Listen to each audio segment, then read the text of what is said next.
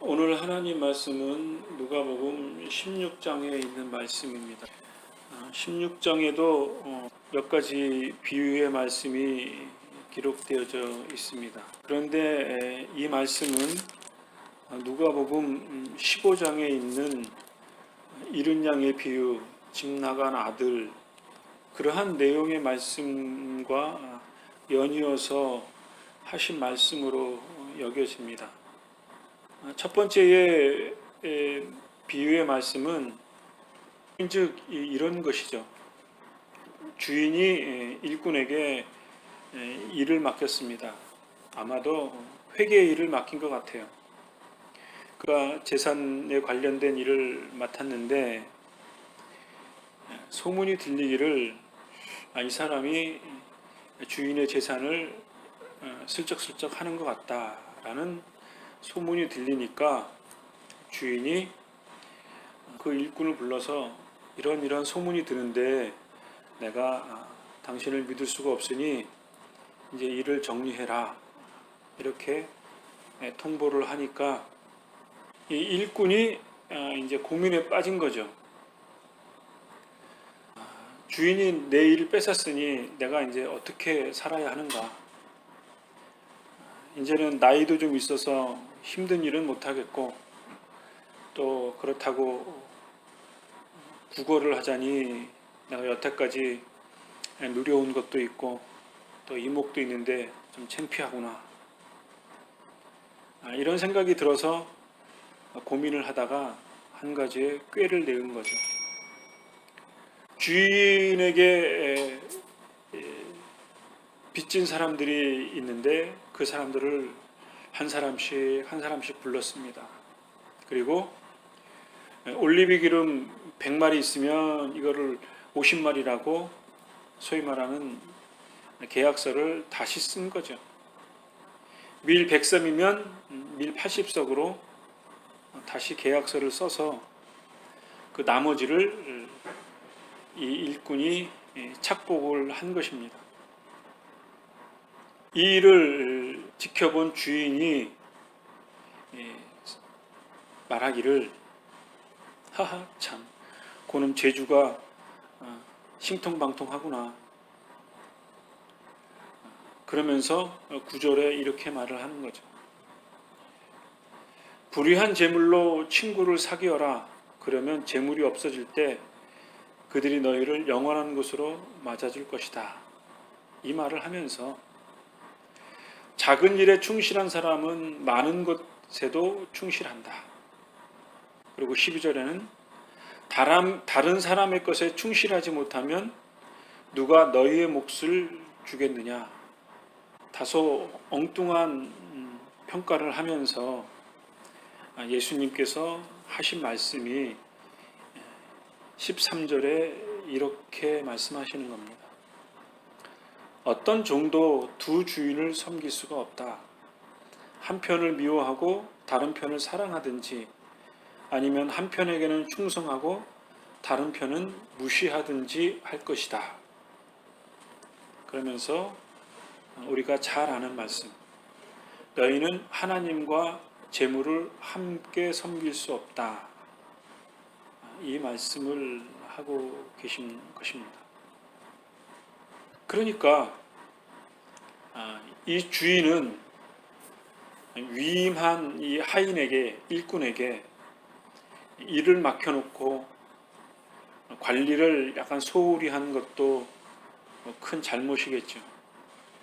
그리고 일꾼이라는 이 일꾼이 주인의 것을 이익을 남겨야 함에도 불구하고 이익을 남기지 않고 소위 말하는 나쁜 짓을 해서 자기의 이익을 챙기는 그 모습을 예수님은 이 비유에서 슬기롭다 이렇게 하는 거죠. 노동을 해서 먹고 살 수 없고 빌어먹자니 창피하니 자기가 빛의 자녀들도 이렇게 지혜롭게 못하는데 빛의 자녀들은 하나님의 빛의 자녀처럼 빛을 비추는 삶을 살지 못하는데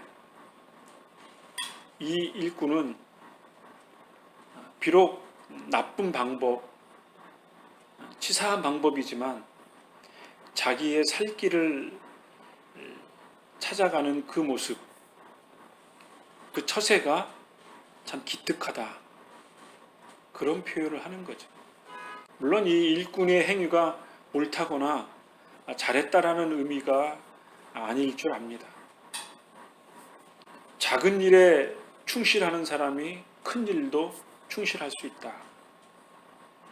결과적으로는 하나님을 섬기든 재물을 섬기든 하나가 중요하다는 거죠. 어린 양 한 마리 잃어버렸던 죽었다라고 여기는 아들, 그 아들이 아버지 앞에 돌아오는 그 선택, 그것과 유사하게 하나님을 섬기든 재물을 섬기든 하나님께 충성하든 하나님 앞에 충성하지 못하든 그 둘 중에 하나를 선택해야 한다. 그것에 충실한 사람은 하나님이 그의 생애를, 그 가치를 귀중히 여기시고 하나님이 그에게 더하여 줄 것을 더하여 주시는 축복의 삶으로 인도해 주시지 않겠느냐. 이 말을 하고 있는 거죠. 두 번째는 돈을 좋아하는 바리새인들이 앞의 내용의 말을 듣고 예수님을 비웃었다고 했습니다. 그러자 예수님께서 말씀하시기를 율법의 작은 글자 하나가 떨어져 나가는 것보다 하늘과 땅이 없어지는 것이 더 쉽다. 이 말씀을 하는 거죠. 그러니까 율법, 토라, 하나님의 말씀의 그 엄중함이 하늘과 땅이 없어지는 것보다 더 엄중하다. 하나님의 말씀의 뜻이 귀중하다.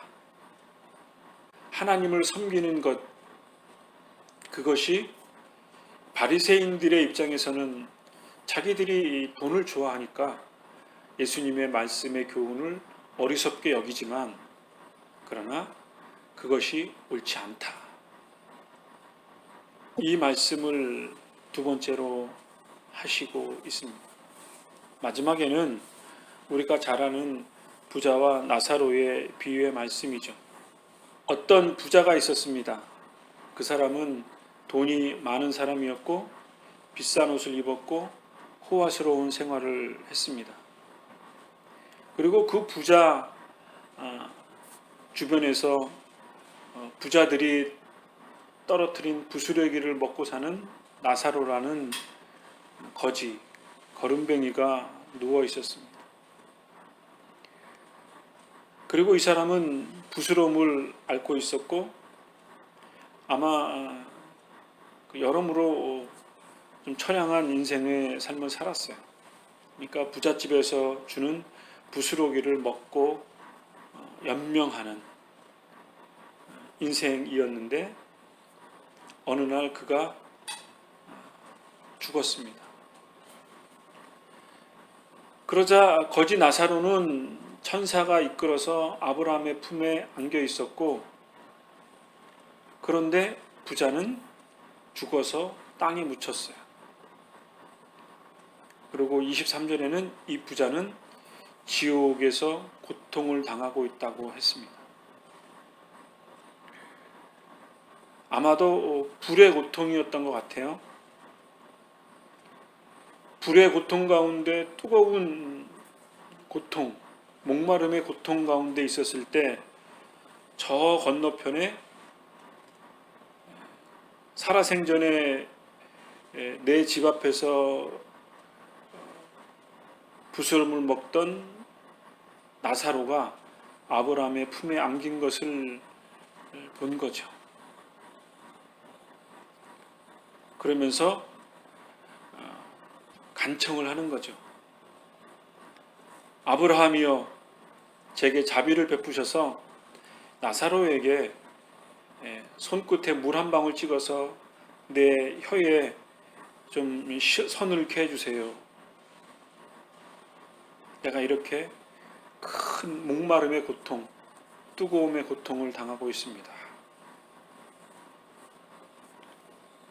이렇게 간청을 하니까 아브라함이 말하기를, 야, 너는 살아있을 때 좋은 것으로 마음껏 누렸고 나사로는 온갖 나쁜 것으로 정말 연명하는 어려운 삶을 살았던 것을 기억하지 못하느냐. 나사로는 여기서 위로를 받고 너는 거기서 고통을 받는다. 이렇게 말을 하고 있는 거죠. 그러면서 또 하나는 나사로와 이 부자에게는 큰 구렁, 간격이 있어서 서로 오갈 수가 없는 그러한 상황이 된 거죠. 그러자 부자가 말하기를, 나사로를 내 집에 있는 오형제에게 보내서 내가 지금 고통을 겪는 것을 말해 주십시오. 그러면 그가 고통받지 않도록 하나님을 영화롭게 하면서 혹시 살지 않겠습니까? 간청을 하는 거죠. 이 부자가 이런 마음을 갖는 것도 어떻게 보면 참 아름다운 마음이라고 할 수 있겠죠. 그런데 예수님께서 아브라함을 빗대어 말씀하시기를, 그들에게는 모세와 예언자들이 있으니 모세와 예언자의 말을 듣고 회개하지 않는 사람에게 거지 나사로가 가서 말을 한들 그 사람들이 나사로의 말을 믿겠느냐, 이 말씀을 하고 있는 거죠. 이 부자로와 나사로의 비유에서는 사실 우리들이 궁금한 부분들이 많이 담겨져 있습니다. 예를 들면 그런 거죠. 부자는 부자로 살았는데 왜 지옥에 떨어졌을까? 부자로 사는 게 죄인가? 또 단적인 얘기를 하면 부자가 지옥에 간다, 부자는 모두 다 지옥에 간다, 이렇게 말할 수는 없는 거죠. 비싼 옷을 입고 호화로운 삶을 살았다, 그래서 지옥에 간다?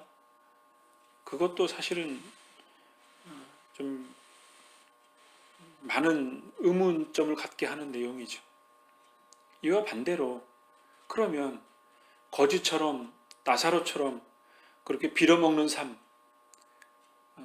부스럼을 앓는 고통, 그리고 주인이 떨궈주는 그 부스러기를 먹고 살아가는 것이 그렇게 자랑스러운 건가? 아브라함의 품에 안길 만한 일인가? 그 단적인 예로 재단을 하면 그것도 좀 문제가 있지요. 어쨌든 이 본문의 내용에서는 우리들이 상상의 날개를 펴서 이해할 수 없는 부분들도 분명히 있습니다. 그런데 이제 전체적인 내용을 살펴보자면 이런 거죠. 너희들이 바리새인과 율법사들 그리고 일반 유대인들을 향해서 하신 말씀, 본문의 내용을 유추해서 생각해 보면 너희들이 그렇게 중요시 여기는 모세의 율법, 토라, 유대인들의 관습, 그러한 것들이 하나님을 섬기는, 그리고 하나님의 백성으로서의 삶을 살아가는 중요한 교훈의 말씀이다. 그러나 그 말씀의 뜻에 너희들이 살지 못하는 것을 너희들도 알고 나도 안다. 너희들이 가지고 있는 바리새인처럼 돈을 좋아하는 것, 명예를 좋아하는 것, 종교적 행위를 좋아하는 그 모든 일련의 것들은 너희들이 하나님의 말씀의 뜻을 명확히 이해하지 못한 것이고 그 뜻대로 살지 못한 것이다. 그런 거칠의 풍요로움을 살았던 사람들은 부자처럼 하나님의 뜻에 반역한 사람들은, 순종하지 못한 사람들은 이 현세에서의 낙을 누린 것만큼 죽어서 지옥에서 고통을 당할 것이다. 너희가 세상에 살아있을 때 좋은 것으로 마음껏 누렸던 그 누림이 너희의 영혼의 영원한 안식과 기쁨을 보장해 줄 수 없다. 라는 그 말씀을 하는 거죠. 그러니 너희들은 선택해야 한다. 하나님을 섬기든 재물을 섬기든 하나님의 말씀을 충실히 섬기든 너희들이 더덕더덕 만들어 놓은 거칠의 율법의 외형을 섬기든 너희들은 둘 중에 하나를 선택하라. 그 하나를 선택해서 충실히 너희들이 충성을 다하면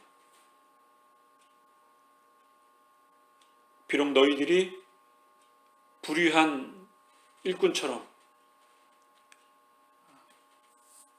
불의한 일꾼일지라도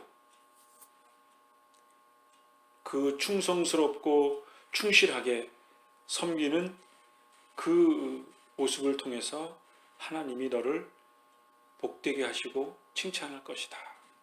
아마도 이러한 말씀을 하는 말씀이 아닌가 싶습니다. 전도서 2장 26절의 말씀에 보면 이러한 말씀이 있습니다. 하나님께서 보시기에 좋은 사람에게는 지혜와 지식과 행복을 주시지만 죄인에게는 수고를 주신다. 그리고 하나님을 기쁘시게 하는 사람에게 죄인이 쌓은 불을 주시도록 하신다. 이건 역시 바람을 잡는 것처럼 허무하다. 이런 말씀을 하고 있거든요. 돈과 명예라면 부러울 것이 없었던 솔로몬, 그가 아마 기록한 것으로 여겨지는데 하나님께서 보시기에 좋은 사람은 뭐냐? 지혜와 지식과 행복으로 충만한 사람이고 그것을 누리는 사람이지요. 그리고 솔로몬이 세상을 돌아보면서 의문이 갖는 건 뭐냐면 죄인들이 열심히 수고를 해서 쌓은 그 명예와 재물을 가지고 그들이 누리지 못하는 경우가 있더라는 것을 발견하게 된 거죠. 죄인이 쌓은 그 재물, 수고로움을 결국은 하나님께서 하나님을 기쁘시게 하는 사람에게 그것을 주신다. 그러니까 죄인은 열심히 노력하고 하나님을 잘 섬기는 사람은 그것을 누리는 삶을 살게 하신다. 이런 역설적인 말씀을 하고 계시거든요. 그러니까 오늘 말씀처럼 불의한 재물로 친구를 사귀는 것이 정당하지는 않지만 불의한 재물을 가지고 자기가 처세를 하는 그 처세에 어떻게 보면 정말 애처로운 수고로움, 그것을 예수님이 칭찬을 하고 있는 거죠. 이것과 연관해서 다른 측면에서 보면 이 땅에 사는 모든 사람들은 다 불의한 일꾼과 같죠. 하나님의 관점에서 보면 다 죄인이고 다 불의한 사람인 것은 우리가 마음으로 동의하는 부분이라고 여겨집니다. 그렇다면 우리가 다 하나님의 저주를 받아야 하는가? 그렇지 않은 희망의 말씀이라고 이해할 수 있겠죠. 그러니까 우리는 선택을 해야 된다. 하나님을 섬기든 재물을 섬기든 하나님의 말씀을 따르든 하나님의 뜻에 순종하든 세상을 따르든 하나님도 없고 세상도 얻을 수 있는 것은 없다. 그러면 우리가 우리의 삶을 어떻게 살아야 하는 것은 자명한 거죠.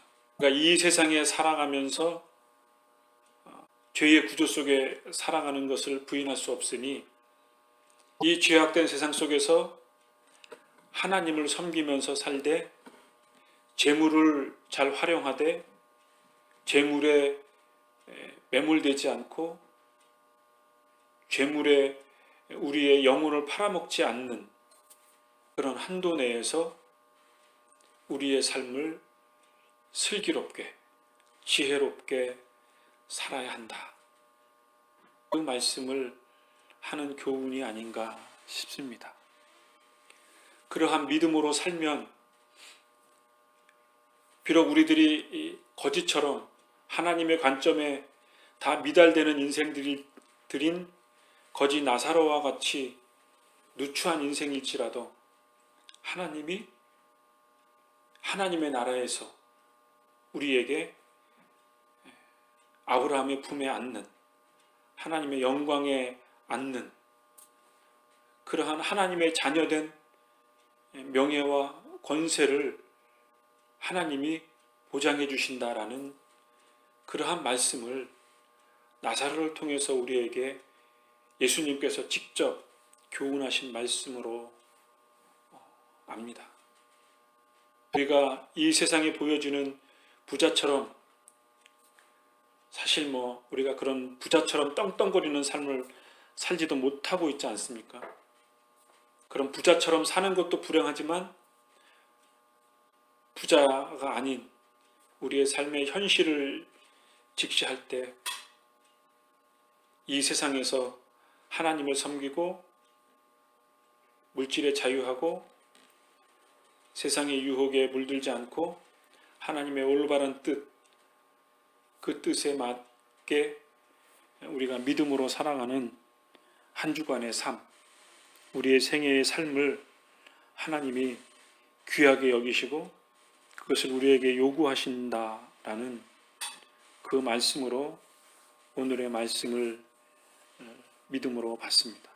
이런 은혜의 삶이 저와 여러분의 삶 가운데 있게 되어져서 이 세상에서 주님과 함께 그리고 이 세상을 다 충실하게 다한 후에 하나님의 나라에 하나님의 자녀로서의 삶의 영광을 누리는 그런 소망을 우리가 믿음으로 간직하면서 살아가는 저와 여러분이 되어지기를 간절히 바랍니다. 기도하겠습니다.